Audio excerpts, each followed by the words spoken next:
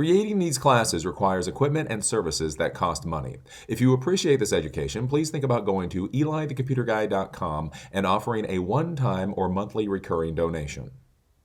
Welcome back. As you know, I am Eli the Computer Guy, and in today's class I'm going to show you how to use an HTML form in order to update records in your MySQL table using PHP. So this is a pretty nifty neato class today. Essentially what we're going to be doing is we're going to be using two PHP scripts. The first PHP script is going to dynamically write an HTML form for you. So basically you're going to call this PHP script, you're going to say what student ID you're looking for. So we're going to create a student ID variable. We'll just plug in a number for that student ID, 1 through, I think we have like 19 students at this point in the table that we have. What will happen is the PHP script will go through, it will find the record associated with that student ID, and then what will happen is it'll write out an HTML form, and then in the default spaces, it will then add whatever is currently in the record. So let's say if we did student ID number 5, student ID number 5 might be student Timmy, who is a boy who is 6 years old. So basically when the form is created, not only will you see the name and the age and the gender, but it will already be defaulted to whatever the record currently is. So Timmy, boy, 6 years old. Then what will happen is if you want to update that information like you would with an HTML form, basically you can simply just type in something new or select something different in the option box. You hit the submit.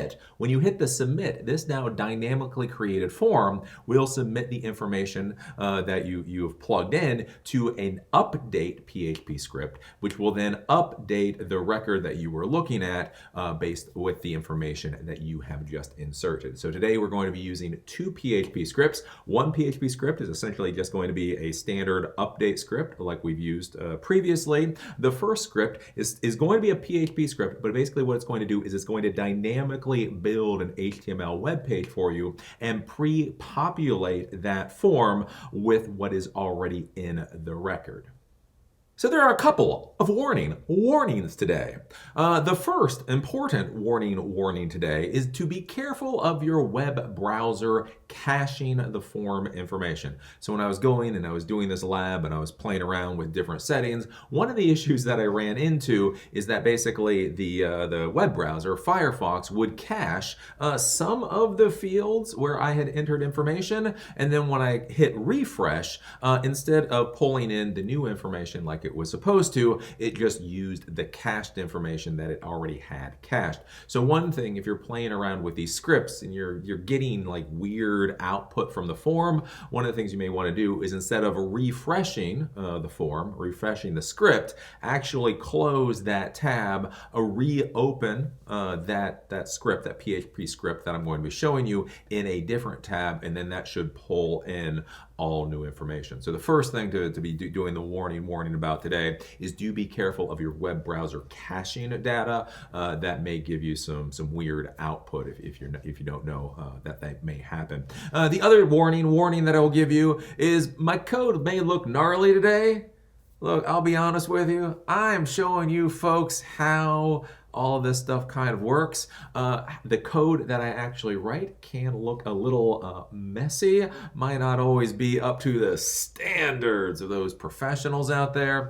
So do just keep this in mind when I'm going through the code, when I am showing you things. Again, I am trying to teach you in a way that you understand what is going on, with the hope that later, once you do grasp that concept, you'll learn how to be able to do proper syntax and write all of it all pretty for the professionals. But just keep that in mind today. Some of the code that I am writing for you does look a little bit gnarly. The reason that I'm writing it in the way that I am is because I think it is easier to understand. But again, in the real world, let's just say some coders might have some hissy fits.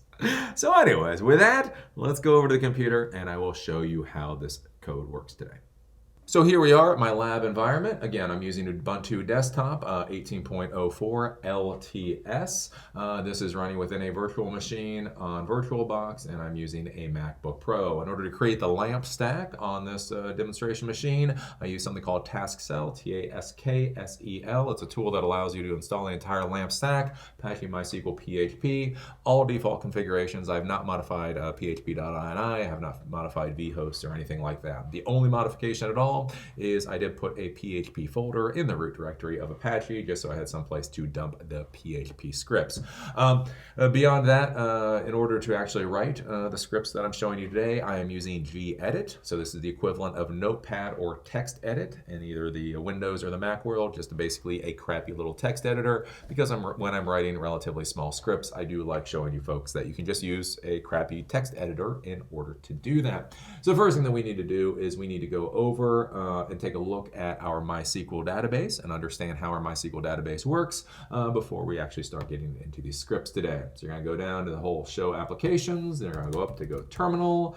You're going to enter at the command prompt. Of course, you're going to do MySQL space -u, whatever your username is, Bob, as always, space -p to ask for the password of 1, 2, 3, 4, 5, 6. And we are now in MySQL. From here, we're going to go show databases, because we always want to make sure we understand the environment we're dealing with, especially before we do modifications to our databases or tables. This shows us the databases that we have in the server. The database that we care about today and that we've been using is ClassDB. So then we'll do use ClassDB, semicolon, of course. Once we get into the database, we will then do show tables. So this will show us the tables in this particular database. And with these tables, with this database, we do have multiple tables because we've been using this for all of the projects up until now. The table that we care about today is the students table. Now, I will highly recommend that you create a backup of your students table, especially when you're playing around. Since we are doing an update today, right? If you screw up an update in a script, you can really hose your table really quick. So I would highly recommend you take the 3.5 seconds required in order to create a backup of your students table so that if you do something stupid, you can recover it relatively quickly. From that, we're going to do describe, DESC, students, semicolon, just so we can see what this table looks like. This table has 4 fields: a student ID, a name, an age, a gender, and a uniform. Student ID field is an important field. It's an integer and it's an auto increment. So the student ID is going to be important today when we're basically when we're searching and we're updating records, because within a MySQL database table, you need some field that is absolutely unique for all records. The name may be the same, the ages may be the same, the gender may be the same, but you need something that's absolutely unique. What you have to think about is what happens if you have 2 records where the name is Bob, the age is 11, and the gender is boy, right? That's 2 quote-unquote identical records, which is just going to cause a mess of problems because the computer isn't going to know which record you actually want to deal with. So by having one absolutely unique field, that means that all records will have at least one part that's absolutely unique. And so for here, that's the student ID. So you may have Bob 11 boy, Bob 11 boy, but it'll be student ID 1 for Bob 11 boy and student ID 2 for Bob 11 boy. So at least something there will be unique. Again, name is text, age is integer, gender is text, and uniform is text. Then if we do select, all from students, we can see what records we do have in this particular table. Let me increase the size of this window a little bit. And so we can see student ID, name, age, gender, and uniform. Student ID 1 is Bobby, age 12, gender boy, and that person has a blazer. Student ID of 4, Freddie, 14, boy, also a blazer. So on and so forth. Student ID of 15, her name is Sue, she is 23 years old, she's a girl, and she does not have a uniform. So this is what the table looks like, and this is what we're going to be interacting with. So from that, let's go and actually take a look at the web browser. So before we actually start doing the project, I just want to show you what the results of the project should look like. So you type in 127.0.0.1, that is the loopback address. Basically, that is the address when you're trying to get to the web server on the computer itself. We put in PHP because, as I said before, I have a PHP folder, and then what we're going to do is we're going to go to the PHP update form.php script. So the .php, so at the end here, this is .php. So this is going to dynamically write an HTML form for us. So it's going to write the HTML form, and based off of the record number we give the script, it will then pre-populate the fields of that HTML form with whatever the information is within the record. So do realize, yes, it's an HTML form, but you do have to end it with .php in order for the .php script to work right. So we're dynamically writing an HTML form using PHP. So we're going to hit enter, and so basically this pops up. So we have a student ID here. So a student ID here is a 5. So I've actually I've put that in statically within the code just to make life easier. This person has a uniform of a blazer. Their name is Tim, their age is 80, and their gender is boy. If we go down here, we can take a look. This is the MySQL database table itself. We have a student ID of 5. We have a name of Tim. We have an age of 80. We have a gender of boy, and this has a blazer, right? So maybe it's like we're looking at this and going, oh, crap, Tim isn't 80. Tim is 8. Tim is actually supposed to be 8. And if Tim is 8, we shouldn't be calling him Tim, because that's what you call a man. We should be calling him Timmy, right? So let's make these modifications. So we do the submit query here. We just get a little, basically this is just a report just to say that the update has occurred. So records updated, student ID of 5 is now Timmy, age 8, boy, which obviously is different than what's here. But if we do a refresh, basically again, I select all from students and we hit enter, we can see that student ID 5 is Timmy, is now 8, and is a boy. So that's what we're going to be doing today. We're going to be dynamically creating an HTML form using PHP, pre-populating that HTML form with the information that is in the records, and then we'll be able to modify them. So with that, let's go over and actually take a look at the code. So for today, we have 2 scripts. We have a script called PHP update form.php. Basically, this is going to dynamically create that HTML form, as I said before. And then when you hit the submit button for this particular form that will be dynamically created, it will then send the post information over to this other script called PHP update form script.php. And then this is what will actually put all of the data into the MySQL database table. So with that, let's take a look. So we come up here, and the first thing we're going to do, of course, is we're going to open up the PHP script. The next thing that we're going to do is we're going to create a variable called $student_ID, and we're going to set it to 5. So I am hard coding the student ID in here, but do realize, again, when I'm doing classes, there's a whole question of where do you start the class and where do you end the class. And so I'm hard coding this in just so we can compartmentalize what I'm trying to show you today. But do realize that this variable could be set by a value that comes in from a post from another form. You could have another form that has a little text box that says, what student ID do you want to modify? You could plug in a number there, hit submit. That could send the value to this PHP script. This could then have $student_ID equal $_post, and actually pull the value that's being sent from the other form. Again, I am hard coding this just so we have a place to start from. Past that, we're then just going to get to the normal crappy connection stuff that we're always dealing with.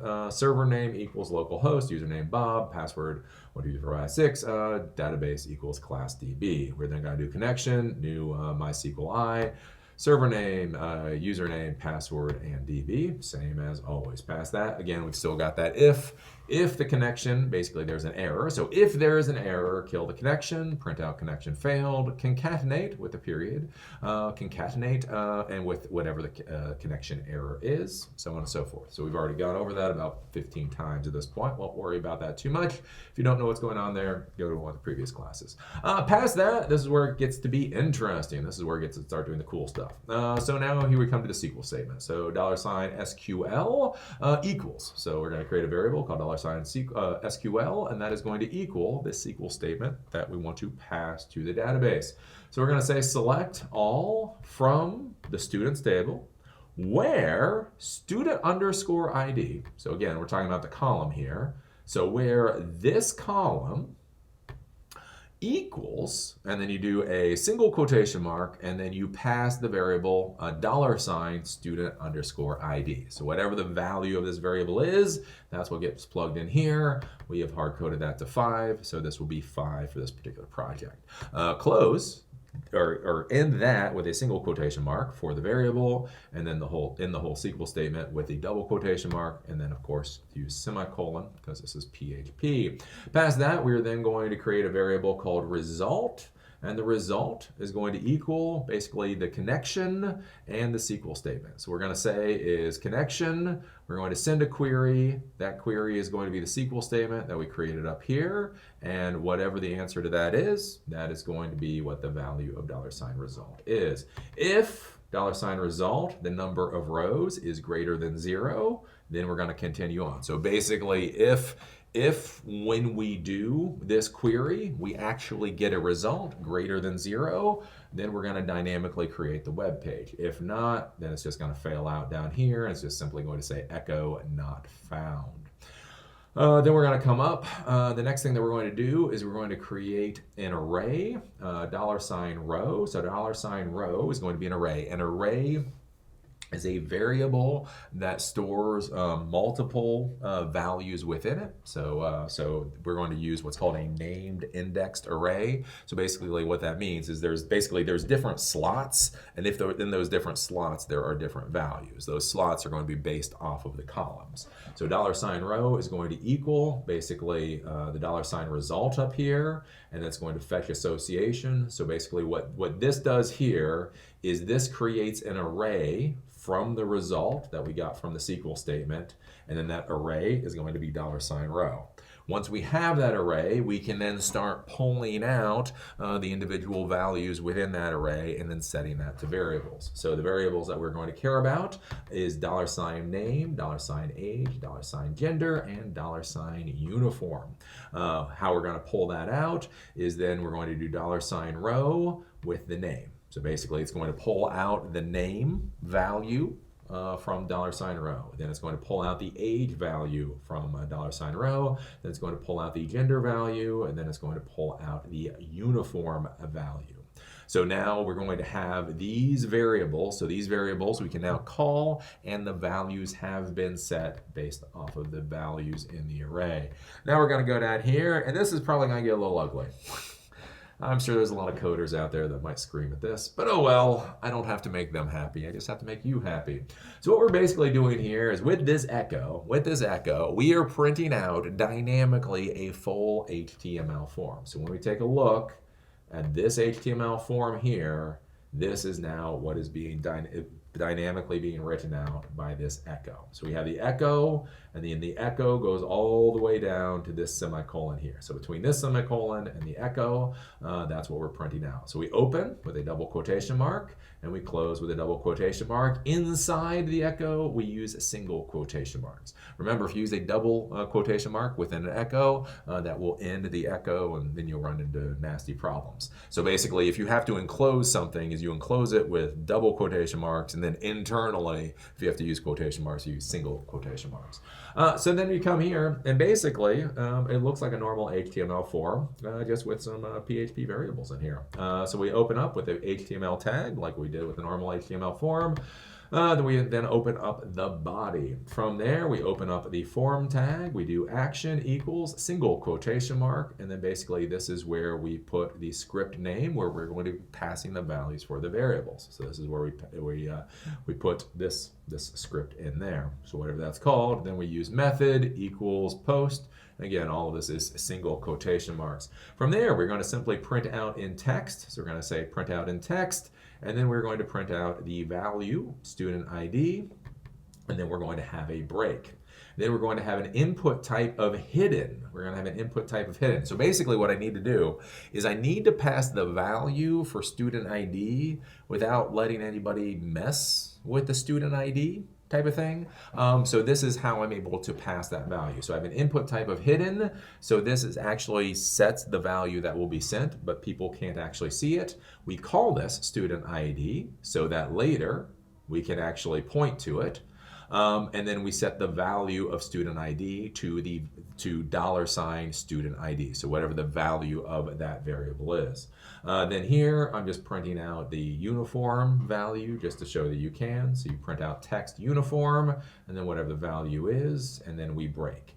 Now down here, this is the same thing that we had in the form before for like creating records and for the database table. The difference here is we can actually put in a value to basically put a default value in. So the value of $name, right? So we do name and then input type text. Name equals name, so this is how we'll be able to recognize it later. And then we put the value of that to $name. So whatever the value of this variable is, and that got set up here, that will actually print out as the default value. Age, the same thing, is text. We're going to call it age, and the value will be $age, so whatever is in that particular record. Then we go down to gender. Gender is an option box, so it gets a little bit different. So select name equals gender, as we had before. Now, with here, we actually have 3 option values. What I've done is the first option value, I'm actually setting the name as $gender, so whatever that is, whatever got passed here. And then I'm using selected, right? So basically, the internal name for it is going to be whatever name came from the table. And then by saying selected, basically this means that's the default. So it's going to pull out, that's going to be the default. And then here, I'm going to print out whatever it is. So $gender, whatever that value is.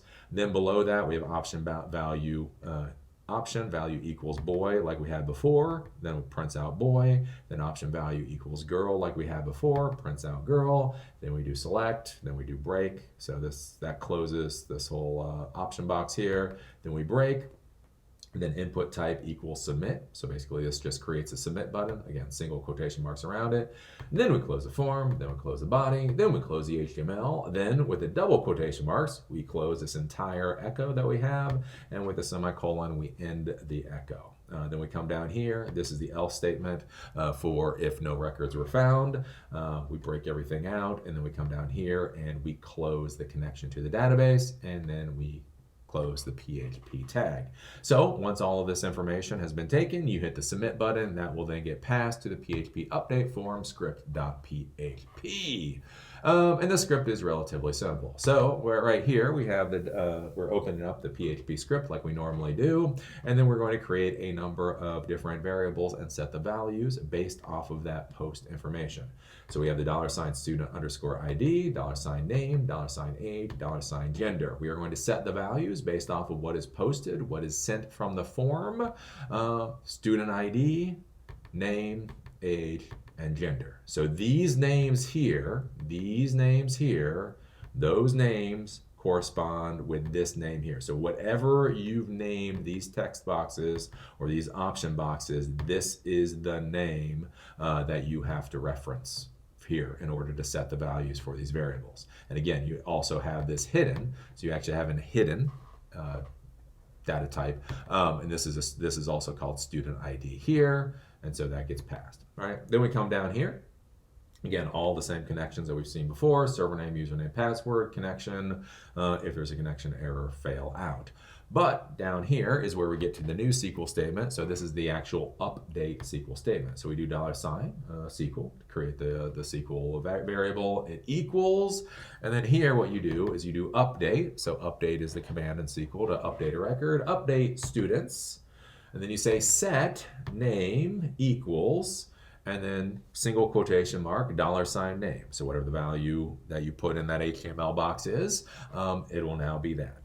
Comma, age equals, whatever the value is in the HTML box, that'll now be the age, comma, gender equals, again, single quotation marks, then $gender, whatever that value is, where student ID equals, and then $student ID. So that's why you have to pass the student ID value, and that's why I have it as a hidden box here. Is basically I have to be able, with this PHP script, I have to pass that so the PHP script knows what record that it's supposed to update, and so that's there.